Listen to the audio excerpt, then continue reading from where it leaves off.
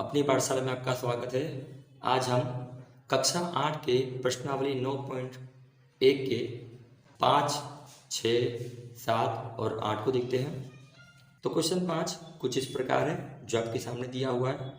लिखा हुआ है किसी समचतुर्भुज के विकर्ण 7.5 सेंटीमीटर तथा 12 सेंटीमीटर है तो इसका क्षेत्रफल ज्ञात कीजिए। आप देख सकते हैं यहाँ लिखा हुआ है विकर्ण 7.5 सेंटीमीटर तथा 12 सेंटीमीटर हो। ध्यान दीजिएगा, यदि आपको दो विकर्ण दिए हो, ठीक है, और इसका क्षेत्रफल ज्ञात करना हो तो इसका क्षेत्रफल बहुत ही आसान होता है। दोनों विकर्णों का गुणाकार कर दीजिए और बट्टे में 2 रख दीजिए, आपको इसका आंसर मिल जाएगा। तो चलिए हम इसे समझ लेते हैं। जैसा कि आप चित्र में देख पा रहे होंगे, ये एक समचतुर्भुज है, ठीक है, जो है A, B, C, D और इसके दो विकर्ण हैं, एक A से लेके C और एक B से लेके D, जिसका मान दिया हुआ है। AC का मान है D1 बराबर 7.5 सेंटीमीटर और BD का मान दिया है D2 बराबर 12 सेंटीमीटर और हमें इसका क्षेत्रफल ज्ञात करना है। ध्यान दीजिएगा, यदि समचतुर्भुज हो तो इसका क्षेत्रफल बराबर होता है, ये हमने लिख दिया क्षेत्रफल D1 गुणाकार में D2 बट्टे में 2। D1 का मान दिया हुआ है 7.5 सेंटीमीटर और D2 का मान दिया हुआ है 12 और बट्टे में 2 का 2। हमें कुछ नहीं करना है, हम यहाँ काटेंगे 2 एकम 2 और ये हो जाएगा 2 छिंग 12। अब हम इससे इसका गुणाकार कर देंगे, 6 पंजे 30, 30 की 0 हो जाएगा, फिर राशि चढ़ेगी 3, पॉइंट आया तो हम यहाँ लगा देंगे पॉइंट। 6 सत्ते 42, 42 और 3 45। इस प्रकार समचतुर्भुज का क्षेत्रफल हमें मिल गया 45। ध्यान दीजिएगा, यदि यहाँ इकाई सेंटीमीटर हो तो हमें क्षेत्रफल के अंदर लिखना है सेंटीमीटर स्क्वायर, ठीक है। इस प्रकार क्वेश्चन नंबर 5 हो गया। तो चलिए क्वेश्चन नंबर 6 की ओर चलते हैं। क्वेश्चन नंबर 6 कुछ इस प्रकार है, एक समचतुर्भुज का क्षेत्रफल ज्ञात कीजिए।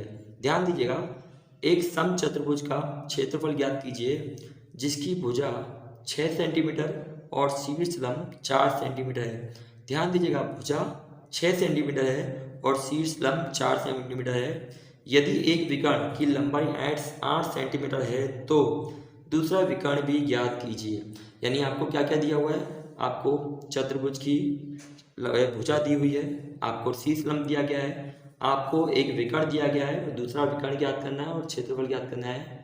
तो चलिए इसे ज्ञात करने के लिए समझते हैं। समचतुर्भुज का एक चित्र आपके सामने है जिसकी भुजा 6 सेंटीमीटर बोली गई थी। इसका मतलब है इसकी भुजा 6 सेंटीमीटर है। भुजा का मतलब होता है समचतुर्भुज की चारों तरफ की भुजा, यानी ये और ये सबकी सब कितनी है, 6 सेंटीमीटर है, जैसा कि हमने बात की। अब बाकी का बोला गया जो शीर्ष लंब है वो दिया है 4 सेंटीमीटर। शीर्ष लंब का मतलब होता है किसी एक कोण से खींची गया एक लंब, यहाँ से लेके यहाँ तक की जो दूरी है वो लगभग 4 सेंटीमीटर बोली गई है। कितनी बोली गई है, 4 सेंटीमीटर बोली गई है। और बोला गया है उसका विकर्ण भी दिया हुआ है। विकर्ण का मतलब होता है ये मान जो आपके सामने है, ये आपको मान दिया गया है 8 सेंटीमीटर। दूसरा विकर्ण ज्ञात करना है, यानी आपको ये ज्ञात करना होगा मान, ठीक है, ये मान क्या है, और साथ ही साथ इसका क्षेत्रफल भी ज्ञात करना है।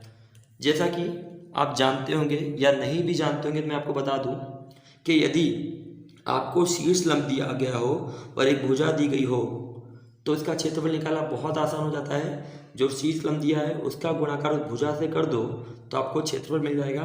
तो चलिए सबसे पहले हम इसका क्षेत्रफल निकालते हैं। क्षेत्रफल बराबर AM गुणाकार में BC। आप जानते हैं M का मान कितना है, M का मान 4 है, हमने यहाँ 4 लिख दिया, और BC का मान दिया हुआ है 6 जो यहाँ लिखा हुआ है, तो हमने यहाँ लिख दिया 6। अब हम गुणाकार करेंगे, 4 छिंग 24, तो हमने यहाँ कर दिया 24, और आपको पता ही है सेंटीमीटर दिया है तो हम यहाँ कर देंगे सेंटीमीटर स्क्वायर। यानी आपको एरिया मिल गया किसका, समचतुर्भुज का, ठीक है। तो ये हो गया है 24 सेंटीमीटर स्क्वायर। अब यदि आपको क्षेत्रफल पता है, तो हमने पिछले क्वेश्चन में पढ़ा था कि यदि आपको क्षेत्रफल पता हो तो दोनों विकर्णों का गुणाकार बट्टे में 2 बराबर क्षेत्रफल होता है। इस प्रकार यदि हमारे पास एक विकर्ण हो तो हम दूसरे विकर्ण को भी ज्ञात कर सकते हैं। तो चलिए वो भी समझ लेते हैं। तो हम लिखेंगे क्षेत्रफल बराबर d1 गुणाकार में d2 बट्टे में 2। क्षेत्रफल कितना है? 24 दिया हुआ है, मैं यहाँ लिख देता हूँ 24 बराबर का बराबर द्वारा d1 का मान दिया हुआ है, ये रहा, एक विकर्ण लिखा हुआ है, आप देख सकते हो एक विकर्ण बराबर 8 दिया है, तो हम यहाँ लिख देते हैं 8। और d2 मान दिया नहीं है तो हम यहाँ लिख देंगे क्वेश्चन मार्क, या फिर d2 बट्टे में लिख दिया मैंने 2। अब आपको कुछ नहीं करना है, इसका गुणाकार इससे कर दीजिए और इसको बट्टे में डाल दीजिए। जैसा कि आप जानते होंगे कि बट्टे वाली संख्या सामने वाले के गुणाकार में जाती है, तो 2 का गुणाकार इस 24 से हो जाएगा 48 बराबर 8 गुणाकार में d2। यदि आपको d2 ज्ञात करना है और d2 के गुणाकार में 8 है, तो गुणाकार वाली संख्या सामने वाले के बट्टे में जाती है, यानी ये संख्या सामने वाले के बट्टे में चली जाएगी, तो हो जाएगा 48 बट्टे में 8 बराबर d2। तो d2 बराबर हम भाग देंगे 8 एकम 8, 8 6 48, तो 6 आ गया। इस प्रकार दूसरा विकर्ण हमें मिल गया 6 सेंटीमीटर। ठीक है, तो इस प्रकार आप इस सवाल की बार बार प्रैक्टिस कर सकते हो ताकि आप हल हो जाए। ध्यान दीजिएगा कि आपको क्षेत्रफल के और विकर्ण के सूत्र जरूर आए। ठीक है, तो चलिए अगले प्रश्न की ओर चलते हैं। तो आपके सामने क्वेश्चन नंबर 7 कुछ इस प्रकार है। क्वेश्चन लिखा हुआ है किसी भवन के फर्श में, ध्यान दीजिएगा भवन लिखा हुआ है, किसी भवन के फर्श में समचतुर्भुज की आकार की 3000 टाइलें हैं और इनमें से प्रत्येक की विकर्ण 45 सेंटीमीटर एवं 30 सेंटीमीटर लंबाई के हैं। ध्यान दीजिएगा जो टाइल लगाई गई है उसी के विकर्ण दिए गए हैं, 45 सेंटीमीटर एवं 30 सेंटीमीटर के हैं।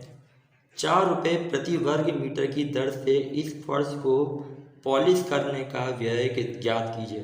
ध्यान दीजिएगा इसमें किस प्रकार लिखा हुआ है, एक भवन दिया गया है, ठीक है, और भवन के अंदर लगभग 3000 टाइल्स लगी हुई है और एक टाइल का जो आकार है वो समचतुर्भुज है और सबकी जो साइज है वो समान है, सबका विकर्ण भी समान है। ठीक है, समचतुर्भुज का जो विकर्ण दिया हुआ है 45 सेंटीमीटर और 30 सेंटीमीटर दिया गया है और बोला गया है कि यदि इन पर पॉलिश करनी हो तो 4 रुपये प्रति वर्ग मीटर की दर से कितना खर्चा होगा। तो चलिए उसे ज्ञात कर लेते हैं। जैसा कि आप देख सकते हैं आपके सामने चतुर्भुज बना हुआ है, ठीक है, जो ABCD है, जो टाइल के आकार का है। ठीक है, इसमें साफ साफ लिखा है AC, जो AC विकर्ण है A से लेकर C, उसकी जो दूरी है वो 30 सेंटीमीटर है, इसे हम कह देंगे D1। तो मैं यहाँ लिखता हूँ D1। और जो BD है, जो दूसरा विकर्ण है B से लेकर D, उसकी दूरी है लगभग 45 सेंटीमीटर है, जिसके हम कह देते हैं D2। इस प्रकार कुल 3000 टाइल हैं और बोला गया पुलिस का खर्च 4 रुपये प्रति वर्ग मीटर है। ध्यान दीजिएगा यहाँ पे मीटर बोला गया है, इसका मतलब है हमें इसे मीटर में बदलना होगा। तो यदि हम क्षेत्रफल निकाल लें और क्षेत्रफल के बाद उसे मीटर में बदल दें तो हमारा आंसर बड़ी आसानी से आ जाएगा। तो चलिए सबसे पहले हम क्षेत्रफल निकाल लेते हैं। जैसा कि आप जानते ही हो कि यदि आपके पास दोनों विकर्ण हो तो दोनों का विकर्ण का गुणाकार बट्टे में 2 कर दिया जाए तो आपको क्षेत्रफल मिल जाएगा। तो चलिए सबसे पहले क्षेत्रफल ज्ञात करते हैं। क्षेत्रफल बराबर D1 गुणाकार में D2 बट्टे में 2। D1 का मान दिया हुआ है 30 गुणाकार में 45 बट्टे में हो गया 2। ठीक है, चलिए तो 30 से 2 को काट देते हैं, 2 एकम 2 हो जाएगा, यहाँ हो जाएगा 15 दूनी 30, यानी यहाँ 15 बचा, यहाँ 45 बचा, तो 15 गुणाकार में 45 हो गया। तो चलिए इन दोनों का गुणाकार कर लेते हैं। 15 का पढ़ा पहले 5 से पढ़ेंगे, 15 पंजे 75 होता है। ठीक है, तो 15 पंजे 75, 75 की आएगी 5, हाथ से जड़ी 7, 15 चौक 60, 60 हो जाएगा 7, 67। तो इस प्रकार इसका आंसर कुछ इतना आ गया है जो लिखा हुआ है 675 सेंटीमीटर स्क्वायर। ध्यान दीजिएगा 675 सेंटीमीटर स्क्वायर है, ये क्षेत्रफल है। और कितने का क्षेत्रफल है आपको दिख रहा होगा, एक टाइल का क्षेत्रफल है। लेकिन आपको 3000 टाइल का क्षेत्रफल निकालना हो तो हम लिख देंगे 3000 टाइलों का क्षेत्रफल। ध्यान दीजिएगा, यदि एक का क्षेत्रफल इतना आया है तो सिंपल सी बात है 3000 टाइलों का 3000 से गुणाकार करना होगा। तो हम लिख देंगे 3000 गुणाकार में 675। ध्यान दीजिएगा ये एक टाइल का है, ये 3000 टाइल है, इसलिए 3000 से ही गुणाकार करना होता है। तो ठीक है, चलिए इसका गुणाकार कर देते हैं। 3 जीरो का 3 जीरो हमने लिख दिया इस प्रकार। अब हम 3 का गुणाकार करेंगे 5 से। 3 पंजे 15, 15 की 5, हाथ से चढ़ी 1, 3 सत्ते 21, 21 एक 22, 22 की 2, हाथ से चढ़ी 2, और 3 चिंग 18, 18 और 2 हो जाएगा 20, जो लगभग लिखा हुआ है 20,25,000। ठीक है, जो कि आपके सामने दिया गया है। ठीक है, और इसका आंसर आएगा सेंटीमीटर स्क्वायर। जैसा कि आप देख सकते हो 3000 टाइलों का जो क्षेत्रफल है वो लगभग 2,25,000 सेंटीमीटर स्क्वायर आया है। लेकिन आपको जो पॉलिश करने का खर्च बोला गया है वो प्रति मीटर स्क्वायर बोला गया है। इसका मतलब ये है कि आपको सेंटीमीटर स्क्वायर को मीटर स्क्वायर में बदलना होगा। यदि आपको सेंटीमीटर स्क्वायर को मीटर स्क्वायर में बदलना हो तो आपको 2025,000 इसे आपको 2 बार 100 से भाग देना होगा। ध्यान दीजिएगा, सेंटीमीटर को मीटर में बदलना हो तो 100 से भाग देना पड़ता है, लेकिन यहाँ सेंटीमीटर स्क्वायर है इसलिए आपको 2 बार 100 से भाग देना होगा, यानी 100 गुणा 100। आप इसको लिख दोगे मीटर स्क्वायर। इस प्रकार आप जानते हैं 2 जीरो से ये 2 जीरो कट जाएंगे, इस जीरो से ये जीरो कट जाएगा, और इस जीरो को काटने के बाद पॉइंट यहाँ आ जाएगा, यानी आप जब भाग दोगे तो लगभग 202.5 मीटर स्क्वायर आएगा, जो कि 3000 टाइलों का क्षेत्रफल है। ठीक है, अब आपको पता ही है कि 1 मीटर स्क्वायर का पॉलिश करने का खर्च 4 रुपया है। इसका अर्थ ये है जैसे जैसे क्षेत्रफल बढ़ता है उसका हम 4 से गुणाकार करते हैं। तो हम बोल सकते हैं पॉलिश करने का कुल खर्च, ध्यान दीजिएगा, बराबर जो क्षेत्रफल होता है वो होता है, तो हमने लिख दिया क्षेत्रफल गुणाकार में जो प्रति वर्ग मीटर स्क्वायर का खर्च है वो, यानी प्रति वर्ग का खर्च। आप जानते ही हैं क्षेत्रफल आया है 202.5, और प्रति मीटर जो प्रति वर्ग का खर्च है वो लगभग है 4। अब हम कुछ नहीं करेंगे, हम इस 4 का गुणाकार इन दोनों से कर देंगे। तो 4 का गुणाकार 5 से करोगे, 4 पंजे 20, 20 की 0, हाथ से चढ़ी 2, यहाँ पॉइंट आएगा, 4 दूनी 8, 8 और 2 10 होता है, 10 की भी 0, हाथ से चढ़ी 1, 4 का गुणाकार 0 से करेंगे तो 0, और ये हो जाएगा 1, और 4 दूनी 8। इस प्रकार जो कुल खर्च आया वो लगभग आया है 810 रुपये। क्वेश्चन कुछ इस प्रकार लिखा हुआ है, मोहन एक समलंब के आकार का खेत खरीदना चाहता है। ध्यान दीजिएगा, मोहन एक समलंब के आकार का खेत खरीदना चाहता है। इस खेत की नदी के साथ वाली भुजा सड़क के साथ वाली भुजा के समानांतर है। यानी ये भुजा, यानी जो सड़क दी हुई है और ये नदी दी हुई है, ये दोनों भुजाएं कैसी समांतर है, तो लिखा है समांतर है और लंबाई में दुगनी है। ध्यान दीजिएगा, इस खेत की नदी के साथ वाली भुजा सड़क के समांतर वाली भुजा के समांतर है और लंबाई में दुगनी है। यानी यदि इस भुजा को x मान लिया जाए तो ये भुजा हो जाएगी 2x। ठीक है, जैसा कि मैं यहाँ लिख देता हूँ, ये x हो जाएगी और ये हो जाएगी 2x।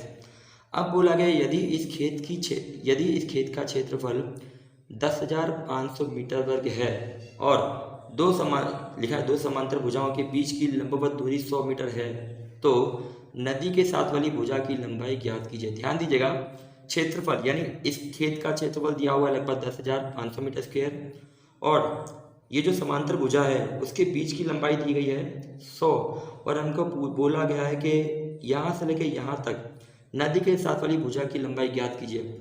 आपको पता ही होगा कि समलंब के खेत का क्षेत्रफल या समलंब के आकार का जो क्षेत्रफल का सूत्र होता है वो होता है, ठीक है, क्षेत्रफल बराबर सबसे पहले उनके बीच की दूरी यानी 100 होगी। ठीक है, फिर कोष्ठक में दोनों के दोनों जो समांतर भुजा है उनका जोड़ आएगा और बट्टे में 2 आएगा। यदि आपको याद हो तो चलिए इसे हम समझते हैं। उस समलंब का जो क्षेत्रफल था वो 10,500 मीटर स्क्वायर था। जो समांतर दोनों भुजाएं थी उसके बीच की दूरी 100 मीटर थी और नदी के साथ वाली भुजा की लंबाई पूछी गई थी। आपको याद ही होगा जो सड़क के साथ वाली भुजा की लंबाई थी वो x थी और नदी के साथ वाली लंबाई की भुजाई थी वो 2x थी। ठीक है, तो चलिए हम क्षेत्रफल से इसका सूत्र लगाते हैं। हो जाएगा क्षेत्रफल बराबर होता है सबसे पहले दोनों समांतर भुजाओं के बीच की दूरी यानी h हो जाएगा, कोष्टक में जो दोनों भुजाएं थी समांतर जो चल रही थी सीधे सीधे आपको दिख रहा था, एक सड़क वाली और एक नदी वाली, उन दोनों का जोड़ करना पड़ेगा।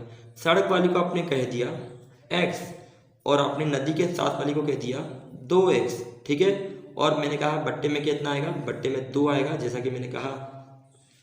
क्षेत्रफल का मान दिया हुआ है, क्षेत्रफल का मान दिया है 10,500। ठीक है, h का मान लिखा हुआ है 100 और x और 2x हो जाएंगे 3x, बट्टे में आ जाएगा 2। जैसा कि आप जानते हो बट्टे वाली संख्या सामने वाले के गुणाकार में आती है और गुणा वाली संख्या सामने वाले के बट्टे में आती है। इस प्रकार हम लिख सकते हैं 10500, ये 2 गुणाकार यहाँ आ जाएगा तो हमने लिया 2 और ये 100 इसके बट्टे में आ जाएगा। इस प्रकार हो जाएगा 3x बराबर 10,500 गुणाकार में 2 बट्टे में 100। इन 2 जीरो से ये 2 जीरो कट जाएंगे जैसा कि आप जानते हो।